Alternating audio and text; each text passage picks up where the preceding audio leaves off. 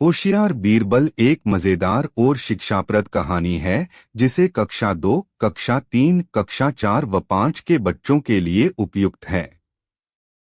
यहाँ पर हर कहानी को लिखित के साथ साथ मौखिक रूप से प्रदान किया जाता है ताकि पढ़ने में असहज बच्चे भी कहानी का आनंद ले। अकबर को पता लगा कि उसके कुछ मंत्री बीरबल के शत्रु बन गए हैं। उन्होंने इस संबंध में कुछ करने का निर्णय लिया। उन्होंने सोचा कि वह उन्हें कुछ काम देगा जिससे यह सिद्ध हो सके कि बीरबल उन सबसे ज्यादा समझदार है। बादशाह ने अपने सभी मंत्रियों को बुलाया और आदेश देते हुए कहा, शहर के बाहर एक काफिला ठहरा हुआ है। मैं ये चाहता हूँ कि तुम सब वहां जाकर उसके बारे में जानकारी इकट्ठा कर मुझे बताओ। आदेश पाकर सब दरबारी व मंत्री बादशाह का हुक्म बजाने निकल पड़े।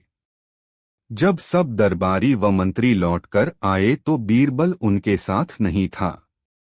अकबर ने अन्य दरबारियों से पूछा, बताओ वहां कितने व्यापारी हैं? उनमें से एक ने उत्तर दिया, महाराज, लगभग 27।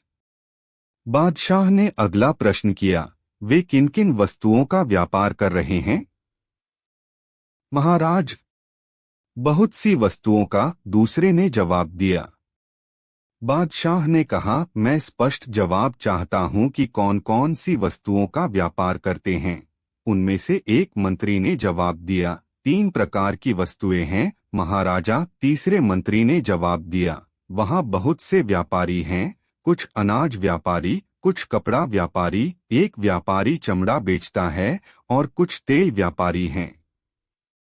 बादशाह ने फिर प्रश्न किया, उनके पशुओं के बारे में तुम क्या जानते हो?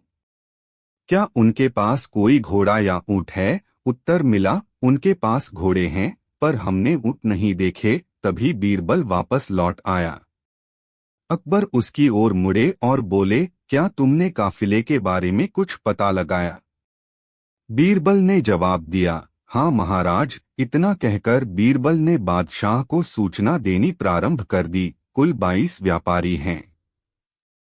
11 कपड़ा व्यापारी, 7 अनाज व्यापारी, जिनमें 4 आटा बेचते हैं, 3 तेल बेचते हैं और 1 का चमड़े का व्यापार है। उनके पास 5 ऊंट हैं, जिसमें 1 का आगे का पैर टूटा हुआ है। उनके पास 25 घोड़े भी हैं। 4 काले सफेद, 10 काले, 3 सफेद हैं तथा बाकी के 8 कत्थई और सफेद हैं। इतनी जानकारी देने के पश्चात बीरबल चुप हो गया।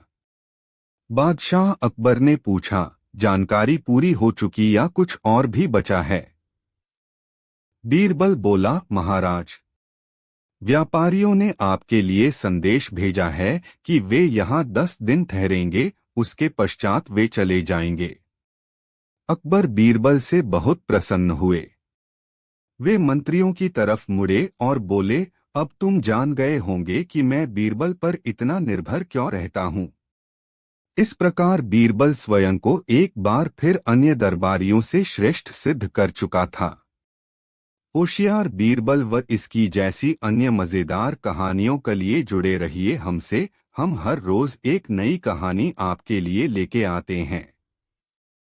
हमारी कोशिश रहती है कि हमारी कहानियां हर वर्ग के बच्चों व पढ़ने के शौकीन लोगों तक पहुँचें।